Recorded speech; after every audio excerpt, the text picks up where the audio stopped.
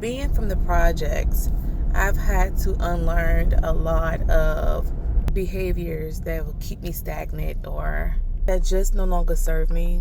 Growing up, not being exposed to a lot, I mean not a lot, like we didn't go to amusement parks.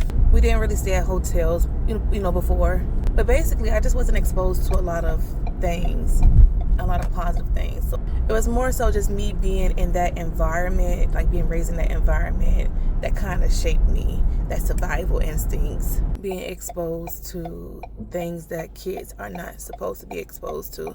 So I say all this to say, as an adult, I've had to unlearn a lot of behaviors. I've had to learn, I'm still unlearning imposter syndrome. And that just stems from, I'm assuming it stems from, like, just being around people who were not successful. See, I literally lived out the projects all my life up until I was about 23 years old. So for a very long time, it was just what I knew. When I got my first few apartments, I never stayed home. I just started staying home about 3 years ago. 3 to 4 years ago, yeah.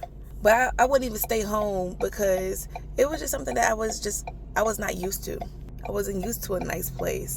So the imposter syndrome affects me to this day a little bit, because when I'm blessed, I be like, God, why me? Do I deserve this? Sometimes I be feeling like I don't deserve it.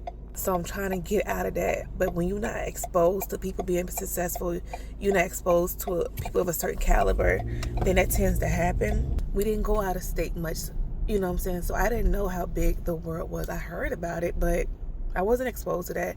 We didn't travel. But even though I was in the projects, I've always been different. I'm not going to say that I didn't act like everybody. I was ghetto. I had my tendencies, but I was different. It was something always different about me. I didn't do everything that everybody else did.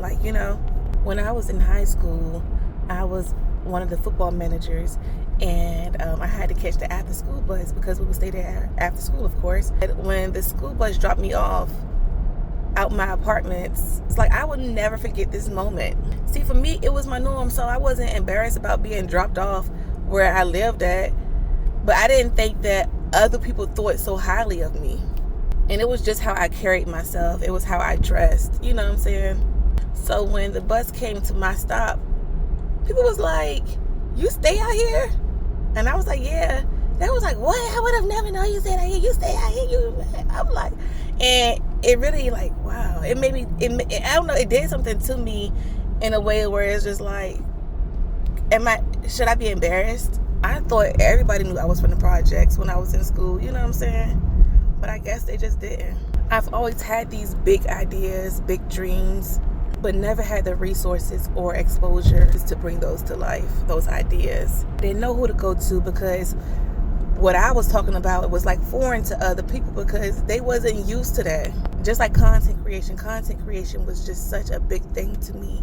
It hit home for me, and when people didn't support it that I grew up with, that I genuinely love, it was just like, it was disheartening. I understand that you don't understand it. I understand that it's something new, but I couldn't understand why people didn't understand that if when I eat, you go eat too. When I make it, you gonna make it too. So content creation, even though it's not perfect, it has been the only thing that I stuck to. And I'm just so proud of that. I spent years trying to figure out who the hell am I? Who am I? I didn't do no extracurricular activities when I was a kid. I didn't do sports. I didn't do this. I didn't do that. So trying to figure out who the hell I am is just different. One of my priorities. I had to unlearn the spirit of settling. I've settled so much in my life, even when it was uncomfortable. And oftentimes when I'm uncomfortable, for me, that just indicates that it's time to grow. And for years, I would sit in my uncomfortability.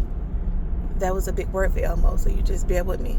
And I'll just think about, I'll cry about it, and I'll be like, I want to do this, I want to do that, I want to do this, I want to do that. But I never knew how to freaking do it. I used to be like, why did God give me all these ideas, all these big ideas, but I didn't know how to tap into them and bring them to the forefront. So I had to learn how to stop settling. I had to learn how to utilize my resources. Sometimes the resources is not going to just be in front of you. Sometimes you have to venture out and seek them. Just had issues with attachment, so I had to unattach myself from people that grew up with me since I was a little girl. They just hold a special place in my heart, and I just love them dearly. But you can't bring everybody with you, and I had to learn that it's okay to let people go. I had to learn that you are deserving of all great things. One thing that I've always been big on is love, but I had to learn that I had to love myself. When you grow up in an environment with people, a lot of people just don't love their self. I had to do away with being stagnant and being complacent. I didn't know what that feeling was initially, but I would make videos of myself and record, and I noticed that the next year I was still in the same place. I was still crying about the same thing, and I said, oh, this is not normal. This is not okay. So I did away with it. I'm okay with growing now. Growing was scary for me because I like to have control over things, and a lot of times, well, especially recently, I'm not in control. I literally had to give that to God. I had to learn how to be okay with rejection. I had to accept it. I had to tell myself that, okay, if you get rejected, whether I'm applying for a job or whether I submit an offer for something, whether I try to holler at this guy, whatever it is, I had to be okay with rejection. I now feel as though rejection is God's protection. I've had to learn to be grateful for what I have and learn how to live in the present. When I stayed at the projects, all I used to do was just think about just living somewhere quiet, living somewhere peaceful. You know what I'm saying? Like, I could only dream about it. So it's like when I used to get like a little bit, I'm like, I was never satisfied. I wanted more. Now I'm okay with what I have while I continue to get more.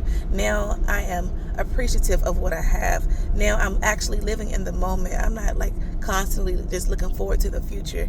I am present. I'm still in the process of unlearning getting too much of things. Like, when I was younger, we got everything on clearance, right? We didn't have no money. We took hand-me-downs galore. When I first had my son, I didn't have any money, so I depended on hand-me-downs, like all of it. Like, I didn't care. Heck, I still don't care. If you got some clothes you want to give me and my son, hand them here. Thank you. But it has gotten to a point where I overly buy, and I've been doing this for years. And I really think it's because I'm not used to having nice things. So now I'm grown. I'm able to afford nice things. My nice things might not be your nice things, but coming from where I come from, the stuff that I have is really nice to me. So for years, I will overbuy my son clothes, overbuy him shoes, because I didn't ever want him to run out. I used to buy his shoes a half a size bigger. I still do. Not for him to wear them immediately, but so that when he grow out his size, that he have more shoes. I just like him to look nice, look presentable, and I just overbuy. One thing about it, I give my stuff away. I give his clothes away. I give his shoes away. I give everything away. I give decor away. Because I remember a time where I couldn't afford nice things. I couldn't afford decor. I couldn't afford clothes. I couldn't afford shoes. This stuff just takes me back down memory lane. So, excuse me. So now I'm trying to unlearn overbuying, knowing that we are okay, like, you know what I'm saying? But I overbuy him stuff. I overbuy me clothes that I don't wear because it's just something that I'm not used to. I've always had a lot of clothes. I'm not gonna lie. Always had a lot of clothes. I used to shop at I forgot the store, Rugged Warehouse and stuff, and I would get the clothes real cheap. I just got them because they was cheap. So now that I can afford a few pieces of clothing, I kind of like overdo it, and I gotta stop that because it's a lot of money going to waste. I guess it's just more so me just trying to provide for my son a lifestyle that I didn't get to experience as a kid. Okay, so I say all this to say that it's okay to grow. It's okay to rebrand. It's okay to evolve. It's okay to learn a better way to do something. Sometimes you have to unlearn certain behaviors that do not serve you, certain characteristics and certain traits that do not serve you. And don't worry about what nobody got to say, because one thing about it, they're going to talk about you anyway, whether you're doing good or doing bad. But I'm still in the process of unlearning behaviors or characteristics that I grew up on. Sometimes I feel like I'm having a late start at life because now that I'm a certain age, I'm just like realizing like, okay, you can't do this, or what I'm saying, like there are resources. I guess just becoming better. People cannot expect the old me. If you expect out of me to be the same person that I was 10 years ago, hell, even 3 years, then you are really going to be let down because I am not that. Before I leave, let me just say this too. I used to fight a lot, and I had to unlearn that. I'm not a big trash talker, but I knew how to fight, and I learned how to fight because I had to fight, right? So as an adult, moving out to projects, getting out of that environment, I had to realize you can't fight your way through problems. You got to learn how to communicate. You got to learn how to talk. And I didn't understand it at first, so I knew I couldn't fight. But at first, I wasn't communicating like, I'll just cut you off and just be like, okay, I ain't got to deal with this. Now I'm learning how to talk. Okay, I didn't like when you said this, or this didn't sit well with me, or what did you mean by that, But fighting was what I did. And when I tell people that I used to fight, they don't believe me. But believe me, I used to fight. You couldn't say nothing out the way to me. I will beat your tail. Not anymore, of course. That's just what we did. And I had to prove myself when it came to fighting, because everybody always underestimated me until I beat their tail. But you can't physically beat people anymore. So you have to learn how to communicate. And that comes with evolution. I had stuff to lose at some point. I was like, yeah, I'm not going to risk it fighting you. You know what I'm saying? So whatever. But it's okay to unlearn old ways or behaviors. It's imperative to grow and evolve. And that's just my spiel for today. Sorry for holding you so long. Be blessed, and I'll see you in the next video.